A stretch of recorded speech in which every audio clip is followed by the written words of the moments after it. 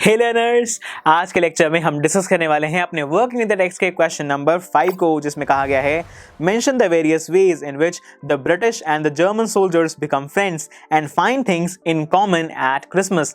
यानी कि हमें ऐसे तरीके बताने हैं जिसकी वजह से हमारे जो जर्मन और ब्रिटिश सोल्जर्स थे वो फ्रेंड्स बन गए और उन्होंने एक दूसरे में कुछ कॉमन बातें ढूंढी क्रिसमस में एक दूसरे के साथ सेलिब्रेट करने के बाद। Right students? सो फ्रेंड्स, यहाँ पर बहुत सारी चीजें ऐसी कॉमन उन्होंने देखी एक दूसरे के अंदर जब वो क्रिसमस सेलिब्रेट कर रहे थे। उन्हें ये पता चला कि दोनों ही आर्मीज, चाहे वो जर्मन आर्मी हो या फिर हमारे ब्रिटिश आर्मी के सोल्जर्स हो, सभी यही चाहते हैं कि सब जगह पीस हो। सभी वॉर को हेट करते हैं, किसी को भी लड़ाई करना पसंद नहीं है। भले ही वो इस समय पर एनिमीज थे, लेकिन उन्होंने जो फेस्टिविटी थी, यानी कि जो फेस्टिवल था, जो क्रिसमस था, उसे मिलकर सेलिब्रेट किया विद इक्वल स्पिरिट्स। राइट? ऐसा नहीं था कि कोई भी एक दूसरे को अभी एनिमीज की नजर से देख रहा था। बिल्कुल अच्छे से फ्रेंड्स की तरह वो उन्होंने एक फुटबॉल मैच भी एक दूसरे के साथ खेला।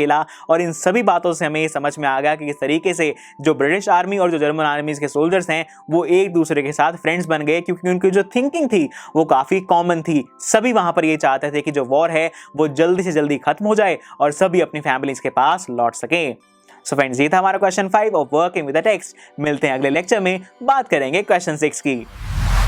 आई एम श्योर स्टूडेंट्स, आपको ये लेक्चर बहुत ही पसंद आया होगा।